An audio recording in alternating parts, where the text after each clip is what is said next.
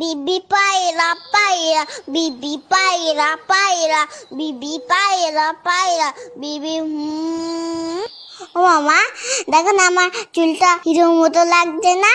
হ্যাঁ তো, তবে বাবান চুলটা আরেকটু কাটিয়ে নিয়ে আসি চল, তাহলে পারফেক্ট হিরো লাগবে। ও মা শোনো, তুমি দোকানদারকে বলবে আমাকে যেন হিরোর মতো চুল কাটিয়ে দেয়, পুরো যেন শাহরুখ খানের মতো দেখতে লাগে। ও মা বলো না, বলবে তো? বলবে না তো? উফ, চুপ কেন করে রয়েছো, কথা কেন বলছো না? হ্যাঁ হ্যাঁ রে বাবা, দোকানদারকে বলবো তোকে শাহরুখ খানের মতনই চুল কাটিয়ে দেবে। ওকে।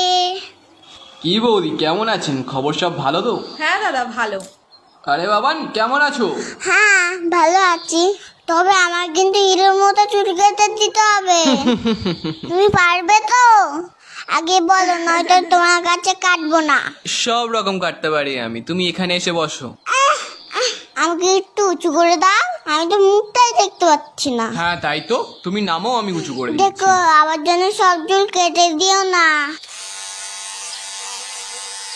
আহ বাবা নড়ো না, কান টান কেটে যাবে কিন্তু।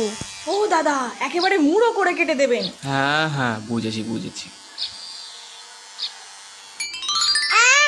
আমার চুলগুলো কোথায় গেল?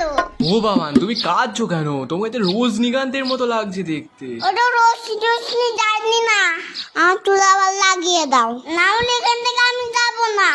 বাবান ওরকম করে না, নেমে এসো বলছি। আমার দেখো আমাকে টাক করে দিচ্ছে, তুমি আঙ্কেলকে বকো, বকবে না।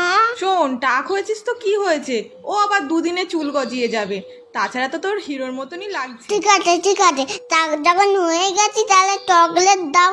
এই তো বাবান, ভালো ছেলে, বাহ বাহ। তুমি চুপ করো, তোমার দেখুন আর কখনো চুল কাটতে আসে না।